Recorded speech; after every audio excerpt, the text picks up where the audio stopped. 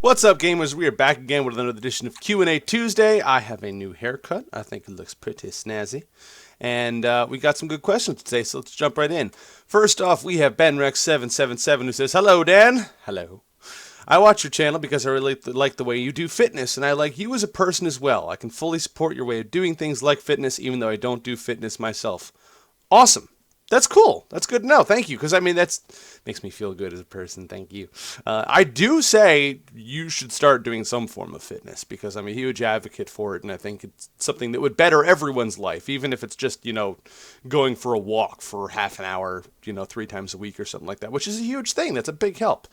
Going for a walk every day, even for 15, 20 minutes, and just being active in some way. I don't know how active you are in your daily life. If you already go for walks on a regular basis, or you ride your bike to work or something like that, that's totally fine. But I'm just saying that moving more is always good. So give moving more a shot if you haven't. Whatever. I'm done preaching.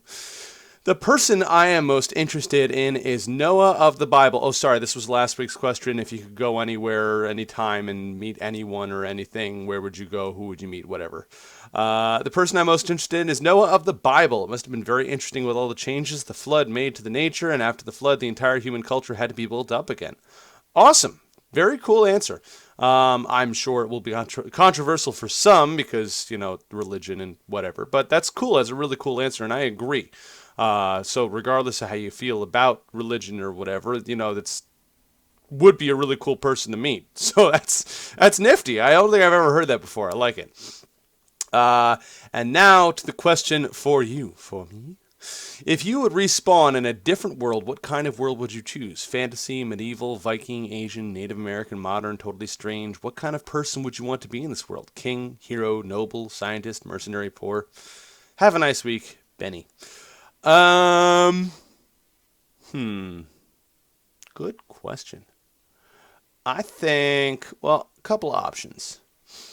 I think it would be cool to respawn as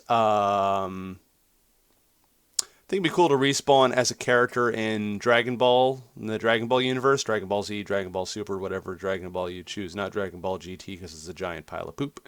But I think respawning as a character in the Dragon Ball universe would be cool just because, that's a place where, if you are a martial artist and you are pretty good, and I happen to think I am pretty good, if you find the right teacher and stuff, you learn how to fly and throw key blasts around and all that shit. I don't care if I was, like Krillin, or weaker than Krillin even. I mean, I'm aware that in that universe that the aliens and whatnot are way stronger than the human beings and whatever. I don't care. I don't care if I'm just Krillin.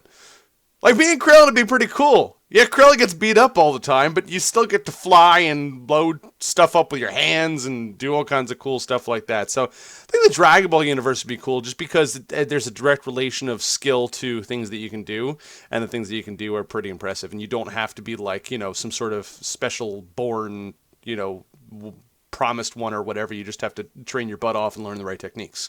So I think that would be really cool because it's very meritocratic in that you don't have to be a king or a nobleman or a mage or someone with a special gift or whatever. You're just someone who works their butt off and gets to do cool stuff because of it. So that would be cool. Dragon Ball universe would be cool. And beyond dying all the time and getting wished back and the earth getting blown up repeatedly and whatever, but still. Beyond that, I think a lot of people like to romanticize like the medieval era, and I agree that there are some things about it that are kind of cool. Fighting with swords instead of guns and whatever, I guess is kind of cool, but stuff also sucked a lot. So I think a lot of the people that romanticize that kind of life, and even the life in fantasy worlds that are based on medieval times, kind of don't take into account how much they would miss air conditioning. I'd miss air conditioning a lot. It's relatively warm in my office right now where I'm working because I don't have air conditioning in this room right now, and we're probably sitting at around 80 degrees, and I'm already missing air conditioning. So, I think maybe if I could pick some sort of I guess if I was like an elf, because elves' lives are usually pretty swag. So I think basically in any given fantasy world, elves are usually pretty good, with the exception of the Dragon Age games where elves are like enslaved and or whatever. Beyond that, I think I mean, elves in Mid-Kemia do well, elves in Middle-earth do pretty well, elves just about anywhere do pretty well. So if I had to be reborn in a medieval era or a fantasy setting, I think I would pick an elf just because they tend to have life pretty good, even though most of the rest of the world is still wiping their butts with leaves. So that's what I would pick, I think. I think pick either the Dragon Ball universe or some sort of fantasy universe, but on the condition that I'm an elf. I guess Legend of Zelda would be pretty cool too. I wouldn't mind being in the Legend of Zelda universe. Hanging out in Hyrule sounds like it'd be pretty nifty. Especially with Breath of the Wild and how awesome that was, but we'll get to that in a bit. Let's see. Vincent Madden says, and this is where we're going to get to this. Hey, Dan, if I could go anywhere... Oh, I didn't answer my own question. Sorry. If I could go anywhere and do anything... I think I would just fast forward like 300 years in the future and see where we're at. Because I think we're going to do some really cool stuff over the next couple of centuries. And I'm really bummed because I probably won't get to see it. So I want to fast forward 300 years and see if we're on Mars yet. Because that'd be really cool. Nothing really particular. I think I just a couple century jump into the future and just kind of like roam around and check stuff out and see what we did. Hey Dan, if I could go anywhere, it would be the beginning, so I could know how the universe actually began without any doubt. But what if the universe never began? What if there is no beginning? My question is, what were your favorite games at this year's E3? And here we go, we get into it. Breath of the Wild takes number 1. I cannot wait for that game. I'm upset that it's not coming till the very end of the Wii U development cycle because I got a Wii U... Well, for my kid, obviously, because he loves it. But also, Smash Brothers and Legend of Zelda were basically my only motivations for getting the Wii U. I mean, Smash Brothers is great, and I've enjoyed other games on it too, like, Mario Maker is fun, whatever. But really, the new Zelda game was what I was like, yeah! And we have waited so long for it, but I am super excited because I can't wait, because it looks so cool. All of the different mechanics that were in, like, the gameplay... The 45 minutes of gameplay that we got looks so awesome. It's almost like Assassin's Creed meets Grand Theft Auto in the Legend of Zelda universe without lunatics with guns. Like, it looks super awesome, and I can't wait. It looks so much fun. So, number 1 definitely would be Breath of the Wild. Then, number 2, I think, would probably be the new God of War game. I love Dad Kratos. How the kid's like, I shot you, I'm sorry. And he's like, don't be sorry, be better. I'm like, hey, that's kind of like me. My kid's like, Lucas is like, oh, man, I did that, I'm sorry. I'm like, don't be sorry. Do better next time. I don't want your apologies, I want better. And Grade's like, don't be sorry for shooting me. Just do better next time. I'm like, oh, okay. I kind of get that. I like what they're doing with Kratos' character. I love the environment, first of all. And from now on, by the way, it's not God of War 4, it's the Adventures of Kratos in Skyrim. So I like what they're doing with Kratos in Skyrim.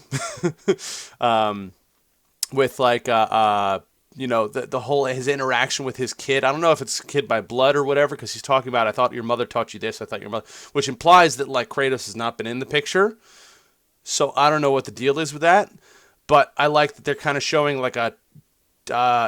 he's obviously struggling with the whole dad thing, like when he goes to reach out to put his hand on the kid's back at the end and then kind of pulls his hand back again and stuff. I like that. I think that's really cool. I think it's adding depth to Kratos' character beyond just I'm angry and vengeful, rawr. So I think that'll be really cool. That axe, whatever that axe is, looks really awesome. I'm getting some real Mjolnir vibes off of it, with it really returning to his hand and stuff. No Blades of Chaos of any kind, which is interesting. I'm curious to see the story for that. So the God of War trailer also, I would say, got me really psyched for God of War. Stuff that I found underwhelming, speaking of Skyrim, the whole Skyrim remaster thing. Why? I get Bethesda is working on big projects right now, so they need to generate more money while the big projects are away. And I'm really bummed that those big projects are not another Elder Scrolls game. But I kind of appreciate that as well, because I feel like they're almost waiting for another significant tech jump. Because like Xbox to Xbox One was not a major tech jump. PS3 to PS4 was not a major tech jump. I think they're waiting for something else to be introduced. Maybe virtual reality become more mainstream or whatever. But I found the Skyrim remaster completely underwhelming. Like, if you're just going to update textures, if you're already including support for mods on Xbox, why are you even worried about updating textures? What they could have done to really interest me in the Skyrim remaster would be to really increase the depth of the game, have much more involved storylines. If you threw a whole bunch more quests in there, like handcrafted quests, not like the procedurally generated quests, like that would be really cool. I would get Skyrim again if the version that I was getting had as much depth and involvement and storyline and little side things and whatever as Morrowind had, for example. But I feel like just what they've done with the Skyrim remaster, I'm kind of like, so whatever. Excellent questions, Vincent. Thank you for asking them, and let's move on to S. Barnier West, who says, if I could go anywhere and anytime, I would go back to the 1950s and 60s in China and California to train with Bruce Lee. Oh, can I come with you? I would love to come with you. He, in my eyes, was the ultimate fighter, way more badass than anyone because he had such a calm demeanor. Yes. I would also love to go and train with Bruce Lee, as I'm sure you already know because you know me. But, that would also be a really cool thing to do, and I agree with that. If I'm not going 300 years into the future, I think going and hanging with Bruce Lee for a little while would be a pretty damn good way to spend my time. Braid, awesome. No need for further discussion. How does quicksand work? So quicksand works when you have... basically, sand normally is just a whole bunch of particles that are packed down, and when they get wet, they get, you can mold them together and shift them around. When they get, I forget the term for it, but when they get more water around them and the water has an upward or sideways motion to it, what happens is the sand particles get completely surrounded by water.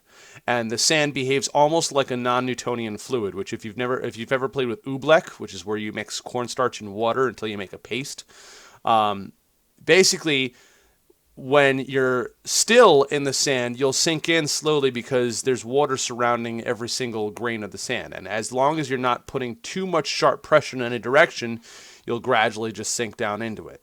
But as you move quickly in it, you cause the sand that is immediately in contact with your body to push out the water temporarily. The water gets pushed away from it temporarily because it's like you're adding pressure to those particles, and it squishes the water away. So normally that's what happens in sand when you compress it, but if there's an upward motion to where the water is coming from, as soon as you stop compressing that sand, the water will once again surround all the particles, which will make it act like a liquid again. So when you struggle against it, it acts like a solid that holds you in place, and then when you relax, it turns into liquid, which makes you sink more, which is why the best way to get out of quicksand is to relax and try and slowly make your body go horizontal, like you're floating on your back, because that'll allow your natural buoyancy to help bring you up out of the sand. Now, this is assuming the sand has come up to, your neck, which is actually very, very difficult. Quicksand doesn't work like you see it in the movies. Most often, people that get trapped in quicksand will get trapped up to, their waist, which sounds completely non-threatening until you realize you can't get out of it, nobody knows where you are, and you haven't brought enough food to last until somebody manages to wander by and find you. So that's why quicksand does what it does. Favorite board games, deck builders, cards, dice, etc. Well, I'm really enjoying Duelist right now, which is electronic. That's a board/card game. I like Settlers of Catan. I'm not very good at it, but I like Settlers of Catan.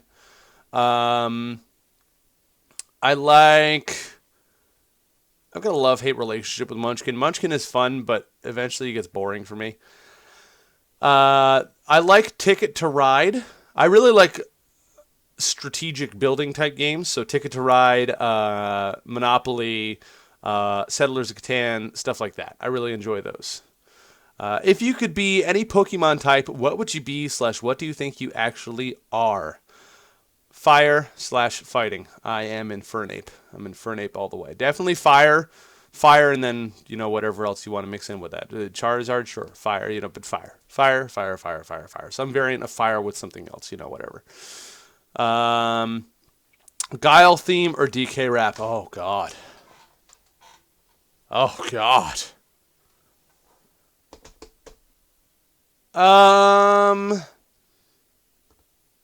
Guile theme, because the DK rap does not quite go with everything. Yeah, that's it. Guile theme. Final answer. Thank you for asking all those excellent questions, S. Barnier West. I hope I've enlightened you, particularly on the quicksand thing. If you ever find yourself in quicksand, you wonder yourself, why is this happening? How am I dying? You can die slowly, starving, knowing that I have explained to you the mechanics of why the quicksand is doing what it's doing to you. And hopefully you can use them to get out. So that's it for this Q&A Tuesday. Question for next week. I thought about this before. What was it? Oh yeah, favorite food. This one's simple. What is your favorite food? Tell me what your favorite food is. I will tell you mine. When you tell me what your favorite food is, please go ahead and ask a question at the same time, and I will answer it next week. So thank you for watching. As always, remember, live boldly, change the world, and continue to be awesome. Bye-bye.